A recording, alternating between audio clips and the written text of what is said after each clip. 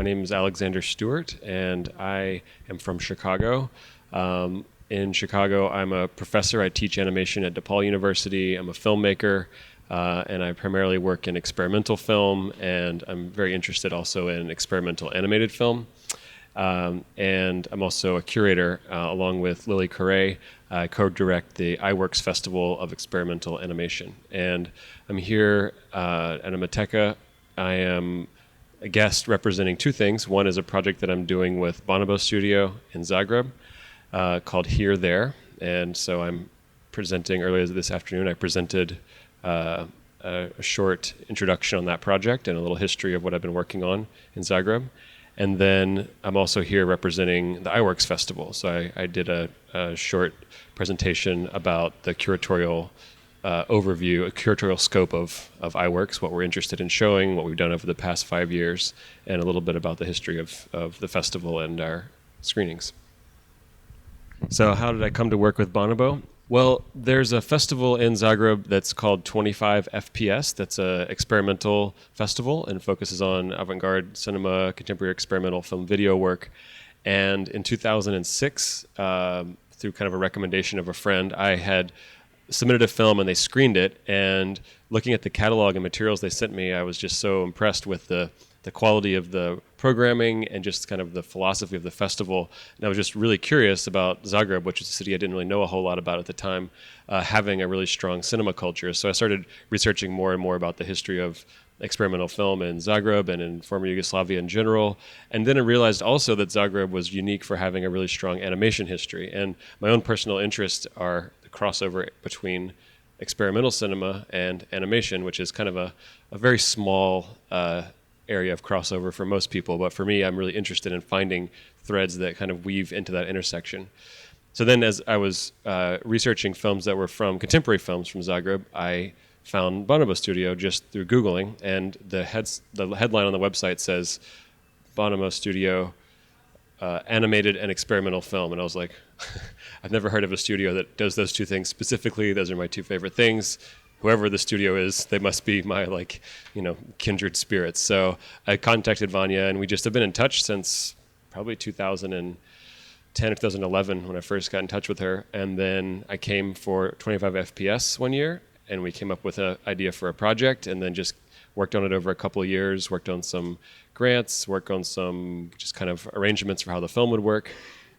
Basically, it was just when we finally did connect with each other just through finding each other on the internet, it was kind of like a good match already, like just in terms of our sensibilities and what we were interested in. And I was very excited to have the chance to come here and work with her, come to Zagreb and have the chance to work with her on this project. So the project that I'm developing is titled Here There, and it is, it's sort of an experiment in, it's definitely an experimental film, and it's an animated experimental film. And it's an experiment in the process of drawn abstraction and how experience of reality is translated when you draw into a sketch, and then how the sense of the graphic representation of reality is then abstracted even further. And in my film, it's further to the point of just being total design. So it's a drawn animation, and it works kind of like a sketchbook film where there's all these sketches that I made. And at the time, they're all made here in Croatia. And then at the time, I also was making field recordings. So I have a lot of audio that are field recordings from these locations. And so it's a combination of sketches and field recordings, and then the sketches in the animation transform into these kind of more geometric shapes and to eventually these total abstractions. And the film is kind of like an exercise in that translation process. The most recent element that I've been working on is this sort of metaphysical detective story voiceover about this sketchbook that's lost and this person who's trying to remember if they're actually his sketches or not. So that's the new part that I've been working on this past week in Zagreb. Would you say that animation is a separate medium, or is it a branch of film medium?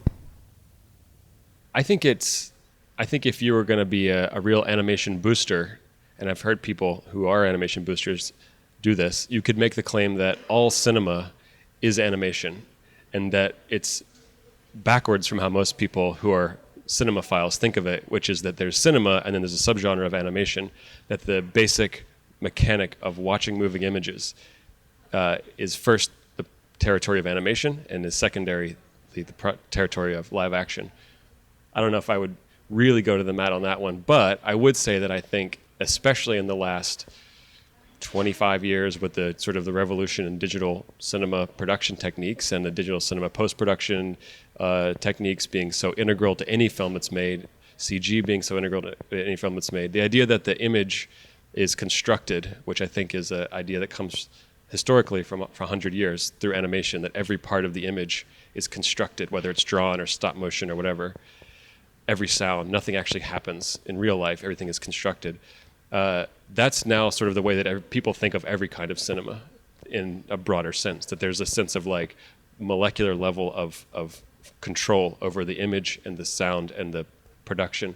And I think that the idea that cinema has become, live action cinema has become more plastic, I think speaks to that argument that all cinema is animation. Frankly, I think it's maybe a little bit, like you would say, like an academic question. I'm more interested in just the fact that animation, because it is constructed, it truly is as a graphic art form. It's like got graphic qualities, it's got time-based qualities. The possibilities are essentially infinite in every direction. You can make an animated film be whatever you want it to be. And that's actually what I'm interested in. I'm interested in seeing what the possibilities of the art form allow in terms of creative imagination. I'm interested in seeing historical examples of what people have done with this and also kind of what's happening right now with this.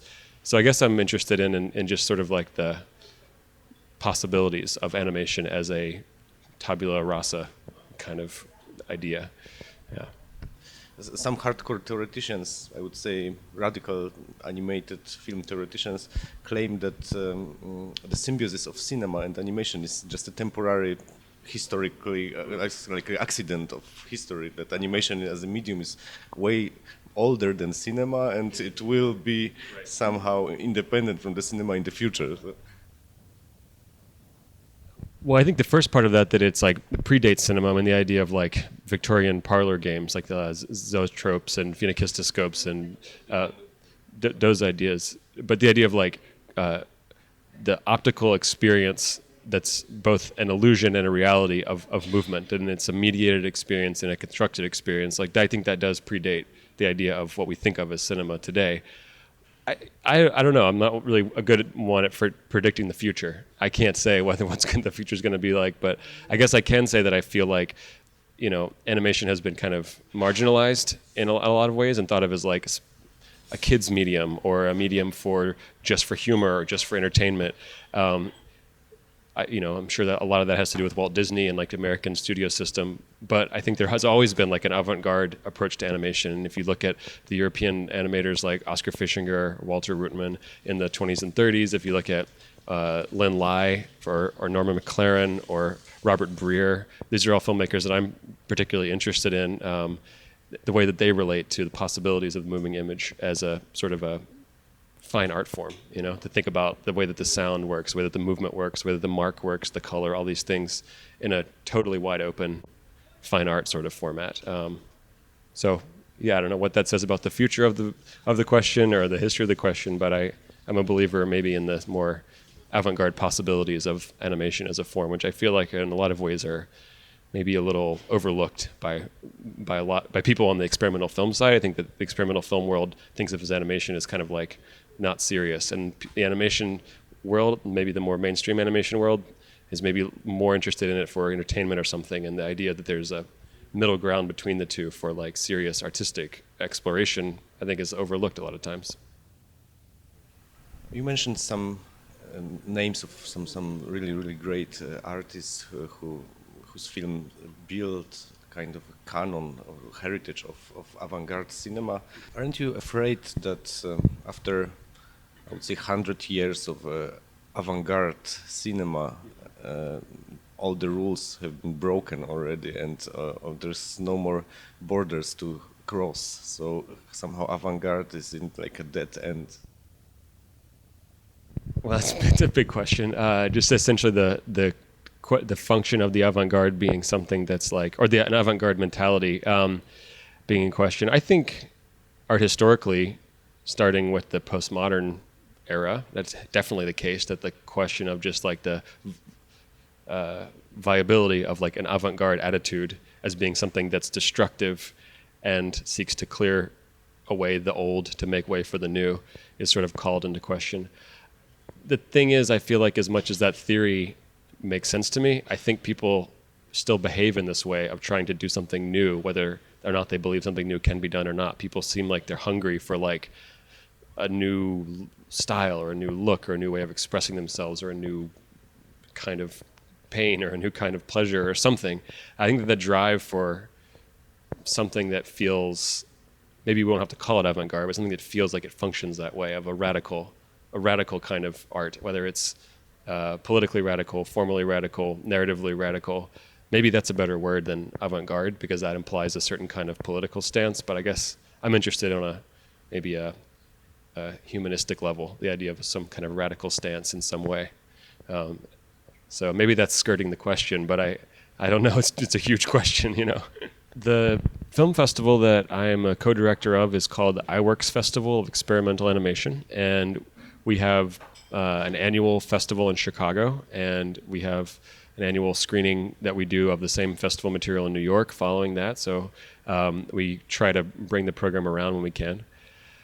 iWorks focuses on abstract animation and what we think of as unconventional figurative animation. So we're interested in narrative work, we're interested in abstract work and the whole spectrum, as long as we feel like the work is truly in some way experimental, that it's a personal creative experiment.